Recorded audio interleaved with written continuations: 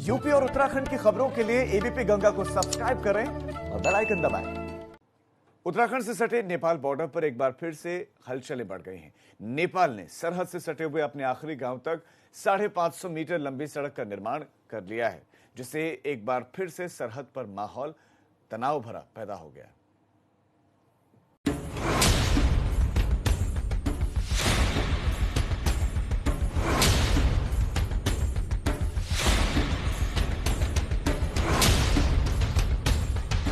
पिथौरागढ़ से लगते नेपाल बॉर्डर पर नेपाल की तरफ से हरकत फिर से बढ़ रही है।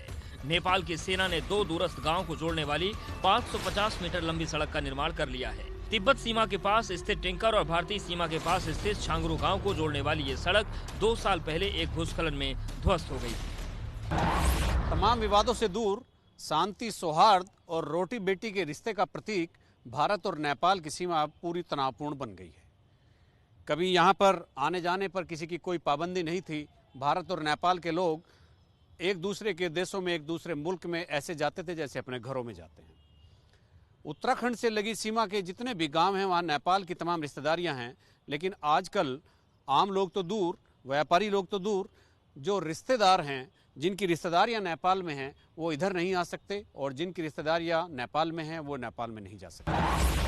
नेपाल सेना ने काली नदी के किनारे होकर छांगरू जाने वाली 80 किलोमीटर पैदल मार्ग पर 550 मीटर लंबी चट्टान काटकर पैदल मार्ग तैयार कर दिया है। इसका उद्घाटन नेपाल सेना ने सुदूर पश्चिम के मुख्यमंत्री त्रिलोचन भट्ट ने किया। ये उसी समय की तस्वीरें। त्रिलोचन भट्ट हेलीकॉप्टर से दारचूला पहुंचे थे। दारचूला से प्रस्तावित करीब 134 किलोमीटर लंबी सड़क पर 40 किलोमीटर सड़क का निर्माण हो चुका है।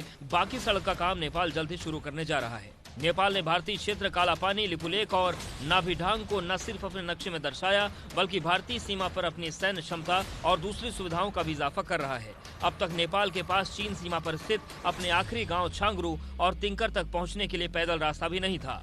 नेपाल के माइग्रेशन वाले परिवारों को भारतीय क्षेत्र से होकर आवागमन करना पड़ता था, मगर अब छांगरू में नेपाल सरकार ने सीमा तक सड़क और पैदल रास्ता बनाने का काम नेपाल सेना को सौंप दिया है। भारत ने जब से लिपुलेख तक सड़क का निर्माण कार्य शुरू किया है, तब से नेपाल बौखलाया हुआ है। चीन के इशारे पर नेपाल भारत के साथ अपने हजारों साल पुराने रिश्तों को भूल बैठा। नेपाल के नेता ये भी भुला बैठे हैं कि भारत के साथ उसका रोटी बेटी का रिश्ता है। भविष्य में क्या होने वाला है ये तो वक्त ही बताएगा, लेकिन फिलहाल जिस तरह से तनावपूर्ण माहौल बन गया है, कम से कम दोनों मुल्कों की जनता तो उस बात को नापसंद ही कर रही है। अपने सहयोगी कैमरामैन क्रिस्टोफर लॉरेंस के साथ एबीपी गंगा के लिए देहरादून से अजीत सिंह राठी।